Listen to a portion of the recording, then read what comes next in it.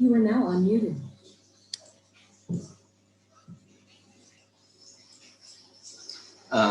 Baik, selamat pagi. Assalamualaikum warahmatullahi wabarakatuh. Apakah bisa mendengar suara saya?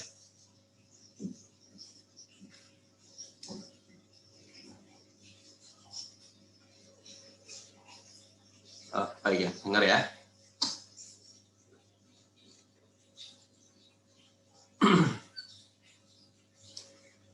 Kalau bisa mendengar, kita lanjutkan materinya, yaitu tentang virtual memory, atau kalau dalam keseharian biasa kita kenal dengan temporary memory. Virtual memory, kita sebutnya dengan virtual memory gitu ya. Nah, virtual memory itu apa?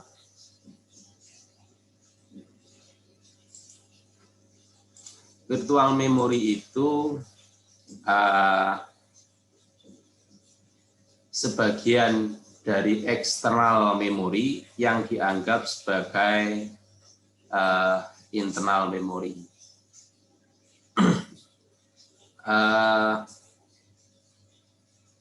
Kenapa kok begitu? Kemarin waktu membahas tentang proses, ya, kita tahu bahwa sebentar ya.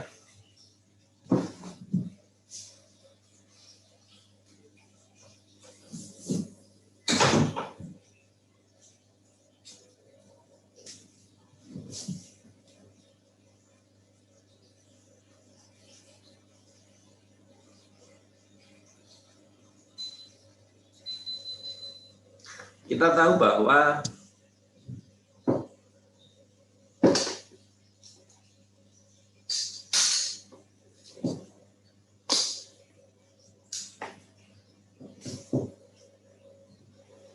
program kalau akan dijalankan itu harus diletakkan di dalam memori. Waktu kita bahas sebelumnya tentang manajemen memori. Jadi sebuah program kalau mau dijalankan, dia harus diletakkan di memori. Nah, sampai kita kenal yang kemarin address binding, peletakan memori, sebuah program di dalam memori dimulai dari alamat yang keberapa, overloading, kemudian address binding, overloading, dynamic linking, dynamic loading, ya, yang kita bahas di sebelumnya. Nah, kalau memorinya tidak cukup, karena kita tahu bahwa besarnya memori itu jauh lebih kecil bila dibanding dengan eksternal memori. Eksternal memori itu hard disk dan teman-temannya ya. Jadi RAM kita itu jauh lebih kecil daripada hard disk kita, sehingga memori kita kalau menjalankan semua program yang ada di dalam hard disk itu tidak cukup. Nah, tidak cukup. Nah, alternatifnya kita minta bantuan sebagian daripada hard disk itu kita perlakukan dia seperti memori. Disebut dengan virtual memory atau temporary memory. Bahkan kalau kita mau menginstal OS, kita ditanya virtual memorinya berapa persen. Berapa persen, berapa mega, berapa giga, sebagian hard disk kita yang akan kita gunakan sebagai virtual memory. Nah, dengan cara yang semacam ini, nanti program yang tadinya tidak bisa masuk gara-gara tidak bisa masuk ke RAM semuanya, dan akhirnya tidak bisa jalan, itu bisa jalan. Jadi di OS yang lama, di Windows yang lama begitu, itu berkali-kali atau bahkan di sebelumnya di DOS begitu, ada beberapa program yang tidak bisa jalan gara-gara memorinya penuh. Tapi dengan algoritma virtual memory yang semacam ini, maka hal tersebut bisa dihindari. Sehingga programnya tetap jalan. Tetapi tentunya ada konsekuensinya. Konsekuensinya apa? Programnya jadi sedikit lebih lambat. Kenapa kok bisa lebih lambat? Karena kita mengambil data di hard disk yang seharusnya di memori, itu jadi di hard disk. Itulah sebabnya kalau kita menjalankan program yang besar-besar, kalau kita berada di komputer yang memorinya besar, kita terasa lebih cepat. Kita tahu bahwa memori itu tidak mempercepat kinerja dari komputer. Ya, tidak mempercepat kinerja daripada CPU. Tetapi dia mendukung kerjanya CPU sehingga kenapa kok kalau programnya itu besar dan memorinya kita kecil, program komputer kita jadi lambat karena dia meletakkan programnya yang ada di memori itu tidak cukup, maka dia mengambil sebagian hard disk dianggap sebagai memori. Kalau dia mengambil hard disk sebagai memori, maka dia tentunya dalam perjalanan program tersebut, maka dia sering mengakses hard disk, padahal akses hard disk dengan akses memori itu selisihnya 10 pangkat 3. Jadi kalau kita mengambil data di memori itu anggap saja 1 detik, maka kalau kita mengambil data di hard disk jadi 1000 detik. Sebenarnya nano sama mikro ya, min 10 pangkat 9 sama min 10 pangkat 6. Jadi satuannya beda 3 angka 0 gitu. Sehingga prosesnya jadi lama. Nah, itu yang menyebabkan sebuah komputer itu kalau memorinya besar jadi lebih cepat, gitu, terasa lebih cepat. Tapi kalau Anda menggunakannya untuk komputer tersebut untuk program-program yang kecil, program-program latihan C, program C yang Anda buat itu nanti akan jadi sama saja gitu, tidak ada perubahan kecepatan.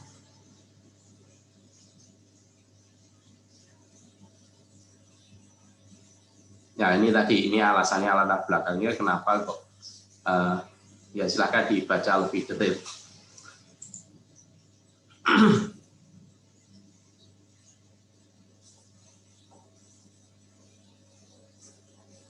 Ya ini tadi kenapa kalau dijalankan semua, di mana keseluruhan program dibutuhkan, mungkin tidak semua diperlukan pada saat yang sama, itu kan bisa pakai overloading gitu ya. Nah, program tidak, kalau pakai virtual memory, maka program tidak terbatas jumlah memori fisik, karena user dapat menggunakan virtual memory yang sangat besar, sehingga bisa programnya tetap bisa jalan. Karena setiap program user dapat menggunakan memori fisik yang lebih kecil, pada waktu yang sama dapat menjalankan program lebih banyak karena pakai virtual memory tadi. I/O yang lebih sedikit diperlukan untuk load dan swipe program user ke memori, sehingga setiap program user dapat berjalan dengan cepat. Jadi perpindahan data antara swipe load sama ini kan, ini perpindahan data dari memori ke hard disk itu dapat dilakukan dengan cepat. Nah, virtual memory ini kenapa, caranya bagaimana? Caranya adalah dengan memisahkan logika memori user dari memori fisik. Jadi CPU itu tidak tahu bahwa kita menggunakan virtual memory. CPU taunya ya memori saja, padahal di dalamnya diatur kita menggunakan virtual memory gitu ya. Mengizinkan virtual memory yang sangat besar diperuntukkan untuk programmer bila memori fisik yang tersedia sangat kecil. Artinya dengan menggunakan virtual memory kita bisa menambah kapasitas dari memori.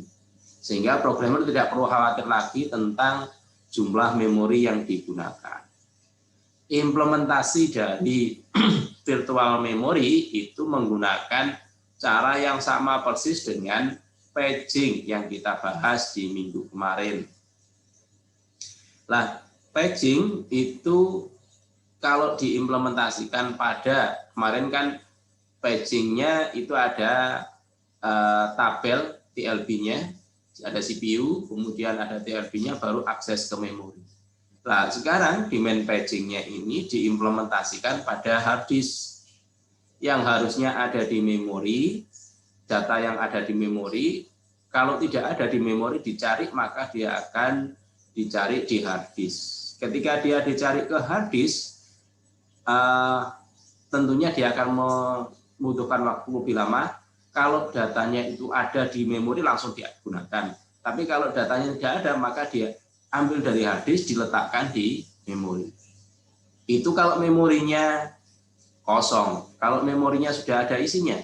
Kalau ada isinya, maka yang ada di dalamnya ini juga harus ditukar, dipindahkan ke hard disk dulu, dari ditambahkan ke depan.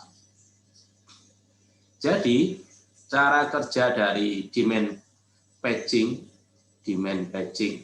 segmentasi ya, bukan paging saja, tapi demand paging yang diimplementasikan pada virtual memory itu seperti display kalau kita ada di toko. Anda datang ke toko apa ya? Toko tersebut dipajang barang-barang yang ada di situ. Terlihat semua. Kalau dia di almari, displaynya itu untuk dilihat, dipamerkan ke user. Kalau datanya ada di situ, kita tinggal tunjuk saya beli yang itu. Tapi kalau datanya yang ditunjuk, oh saya beli yang ini.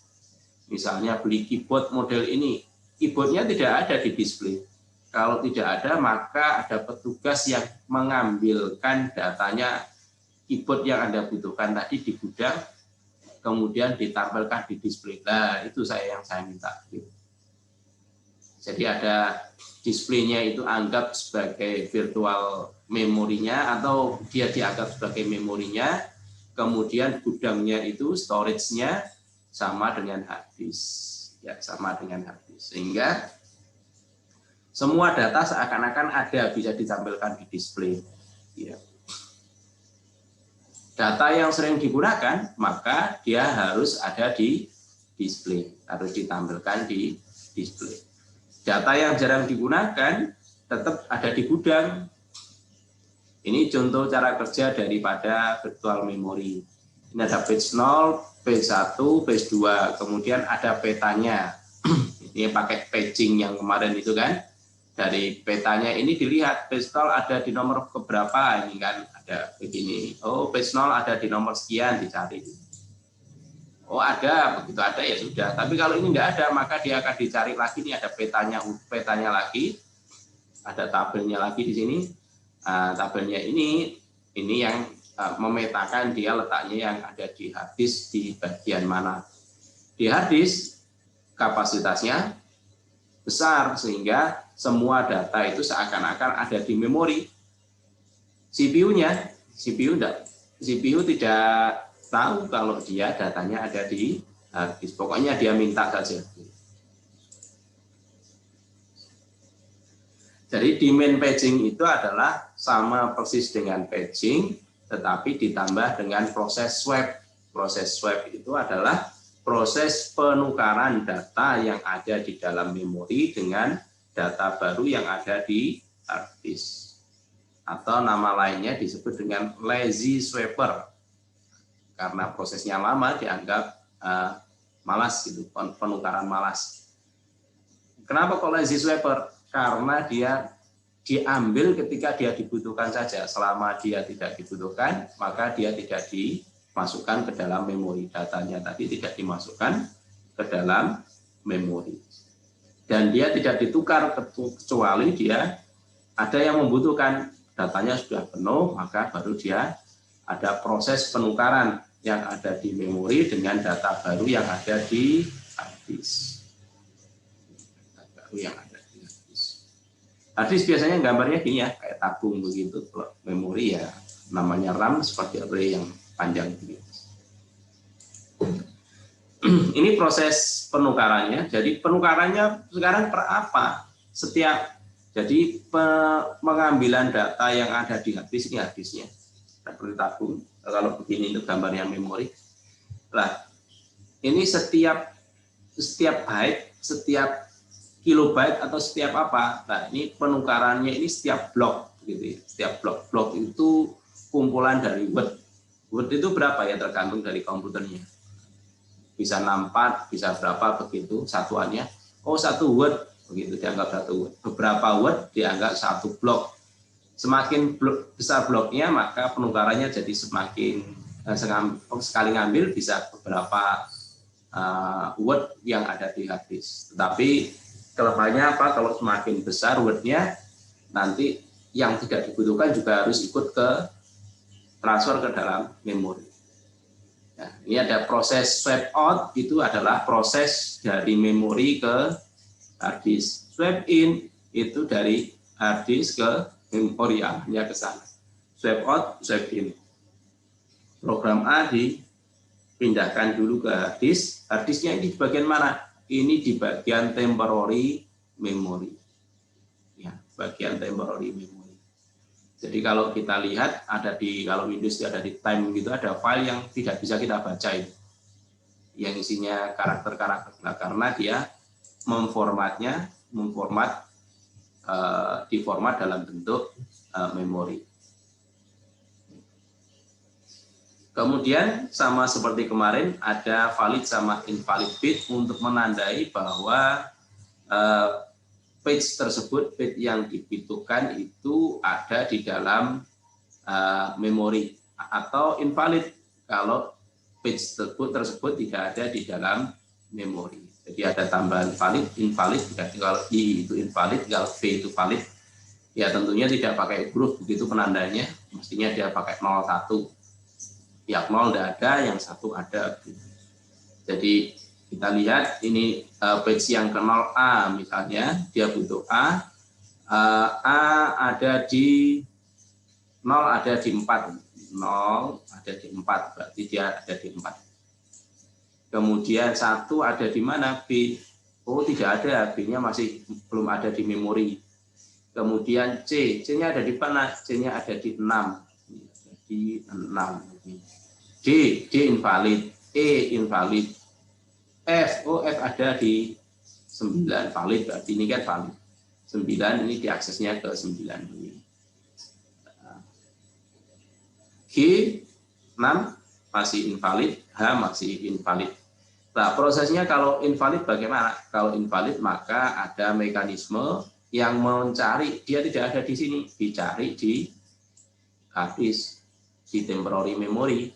Ketika dia dicari di temporary memory, dicari, oke, ketemu misalnya, ini di sini, iya, ini ke memorinya, ini prosesnya adalah di copy, bukan yang di hard disk pada. Kemudian nanti kalau dia swap out, harus diupdate perubahan yang ada di memori, harus ada tersimpan juga di hard disk.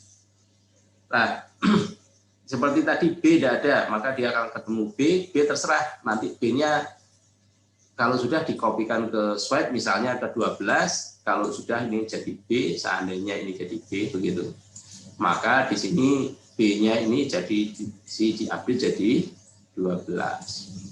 Nah, sehingga ada proses di mana dia mengakses hard disk dan mendaftarkan isinya hard disk di dalam memori dan diupdate pada page tabel. Karena prosesnya yang panjang ini, maka terjadi penurunan akses. Nah, kalau kita pengen tahu berapa persen penurunan akses ke memori gara-gara demand paging, maka kita harus memisah-misah. Ada beberapa isu, beberapa permasalahan yang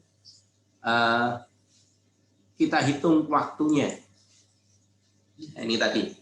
Kalau invalid, diakses invalid, maka menyebabkan minta ke OS.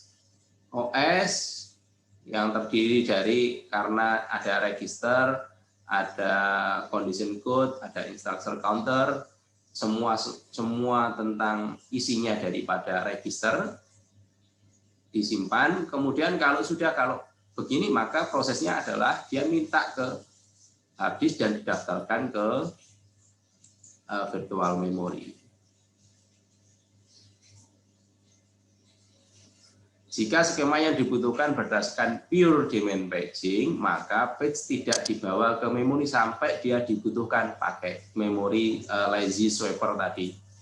Jadi pertama kali pasti isinya memori masih kosong semua, semuanya akan diletakkan di hard disk sampai memorinya penuh. Sistem operasi SU ini memulai eksekusi proses dengan no page di memori. Jadi di memorinya jadi kosong, tidak ada isinya tadi. Selanjutnya page yang dibutuhkan tidak di memori, maka proses segera code untuk mencari page yang dibutuhkan, mendaftarkan tadi sudah saya terangkan di depan.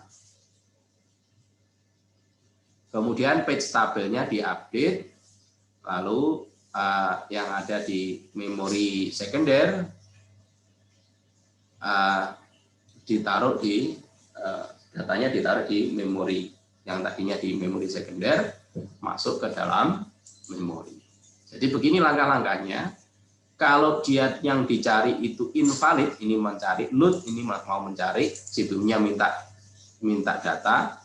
Nomor 1 ada bagian 1 mencari, ternyata invalid. Kalau invalid maka dia minta ke OS, sistem operasi.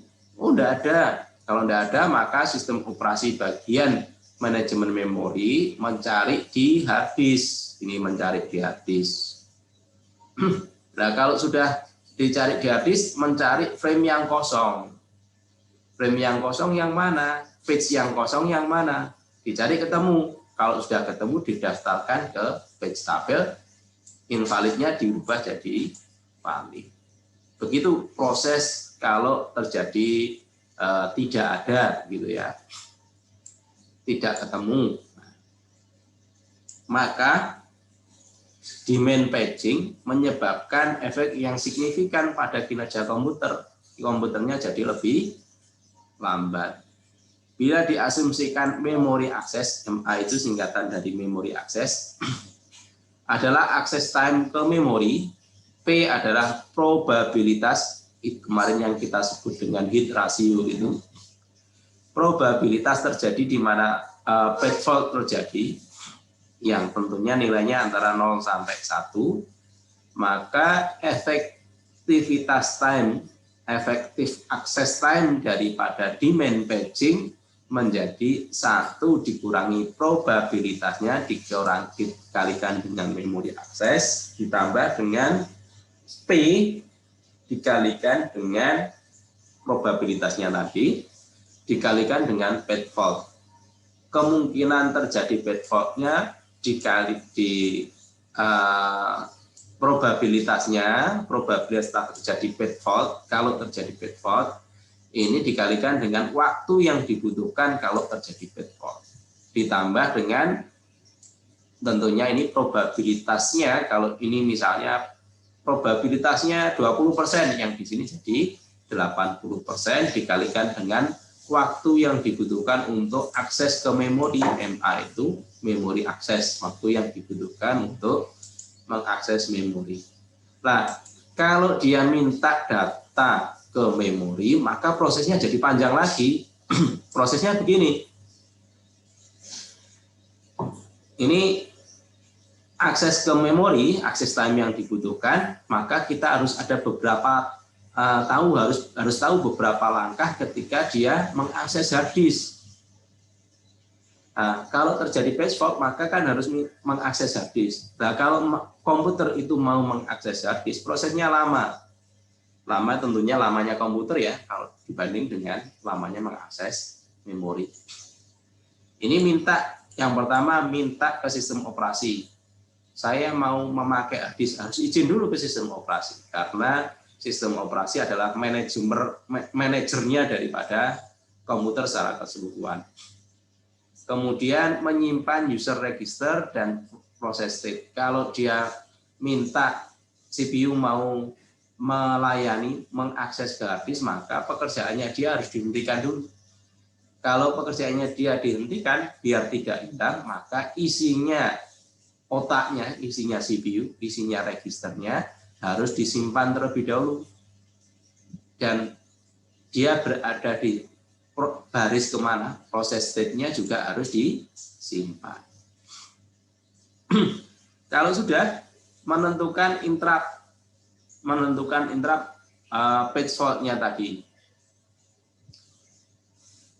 memeriksa page reference legal yang tadi valid dan tidak valid tadi, menentukan lokasi page yang ada di disk, dicari yang di disknya dicari. Kalau dia mencari di disk, berarti otomatis dia akan membaca hard disknya. Nah, proses membaca hard disk itu ada lama ini. Yang pertama, menunggu, kemarin itu kan hard disk tidak dipakai sendiri, maka dia harus nunggu antri di queue device. Nah, kemarin kan ada queue device di manajemen memori, sampai permintaan read dilayani. Kalau sudah antri, sudah saatnya antriannya dia, maka dia nunggu di seek device dan menghitung waktu atensinya, datanya ditransfer. Setelah datanya ditransfer, dia angkat tangan interrupt, menunggu alokasi CPU ke user yang lain. Interrupt itu seperti angkat tangan begitu ya. Angkat tangan minta ke CPU bahwa data mengakses harddisknya sudah selesai. Yaitu kalau sudah, maka dia menyimpan register dan proses state yang lainnya, menentukan interrupt disk, membetulkan page tabelnya tadi diupdate, kemudian menunggu CPU kan kalau selama dia bekerja, CPU tidak memperhatikan pekerjaannya memperhatikan pekerjaannya I/O, diserahkan saja ke I/O, CPU mengerjakan pekerjaan yang lain. Nah, kalau sudah selesai, maka dia angkat tangan interrupt lagi sampai CPU-nya melayani. Tidak setiap angkat tangan langsung dilayani oleh CPU, tergantung. Kalau CPU-nya lagi sibuk, maka dia ditangguhkan terlebih dahulu sampai pekerjaannya selesai baru ditangani. Nah, proses yang 1 sampai 12 ini kita bulatkan saja. Misalnya kalau aksesnya misalnya sekitar 15 milisecond. Misalnya ini kita dari 12 ini kalau kita kumpulkan ada 3 bagian, yaitu ketika dia terjadi page fault, lalu membaca page yang ada di hard disk, lalu melakukan proses kembali. Nah, kira-kira waktu yang dibutuhkan sekian. Ini kira-kira 15 milisecond. Totalnya jadi kira-kira ini tidak sama dengan 25 milisecond. 15 milisecond itu seek time-nya, waktu pencarian. Nah, kalau diasumsikan memori aksesnya 100, ini nanosecond, N itu nanosecond, M itu milisecond, nano 10 pangkat min 9, kalau mili 10 pangkat min 6. Kemudian misalnya efektivitas time-nya tergantung dari probabilitas. Tadi rumusnya 1 min P dikalikan memori akses. Ditambah dengan terjadinya probabilitas page fault-nya dikali dengan waktu kalau terjadi page fault. Ini kita kembalikan ke nanosecond semua. Jadi kalau 100 sudah nanosecond. 25 milisecond ke nanosecond harus ditambah dengan 0. sorry ini mili ya, mili itu min 3, berarti menuju ke min 9, kalau min 6 itu kan mikro. Ya, min 3 berarti harus ditambah dengan 3 dan 3, 6. Nah, kira-kira totalnya kalau ini dikalikan, ini 10P, 100P ditambah dengan 2500P. Kemudian ditambahkan. Nah, kalau ditambahkan, maka kita akan punya rumus semacam ini. P-nya jadi 2, 4, ini dikurangi 1, ini kan. Kurangi 1, 25 dikurangi 1. Ditambah dengan 100P. Nah, dengan kita mempunyai rumus semacam ini, maka kita bisa memberi batasan gitu ya.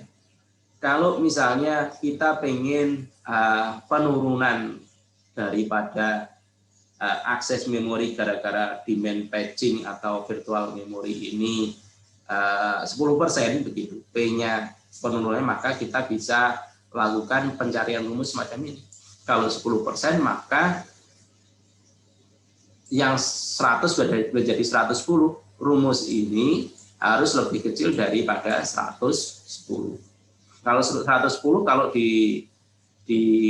dimasukkan ke rumus, dihitung, maka ketemunya ini P-nya harus ini 100%, ini berarti 0 sampai di sini 0,000 sekian. Jadi probabilitas terjadi patch fault harus sangat kecil agar kita tetap bisa menjaga kecepatan daripada memori itu tidak terlalu lambat gara-gara kita menggunakan demand patching. Jadi demand patching iya menyebabkan perlambatan, tetapi perlambatannya bisa kita jaga dengan memperkecil probabilitas patch fault. Patch fault itu apa? Kemungkinan tidak ditemukan. Nah, bagaimana memperkecilnya? Ya, patch tabelnya diperbesar. Kalau patch tabelnya diperbesar, maka kemungkinan dia ketemu jadi lebih besar. Penting untuk mempertahankan agar rata-rata patch fault-nya rendah, agar akses time-nya jadi meningkat.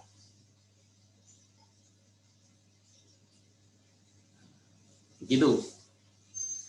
Satu aspek tambahan pada demand patching adalah menangani ruang swap, yaitu proses perpindahan tadi. Swap-nya kalau bisa dipercepat, maka dia akan mempercepat kerja secara keseluruhan. Kemudian yang perlu diperhatikan, mestinya ada bagian-bagian yang begini. Kalau data itu kan kalau sudah dirubah, tadinya ada di hard disk, kemudian masuk ke memori, kan terjadi update.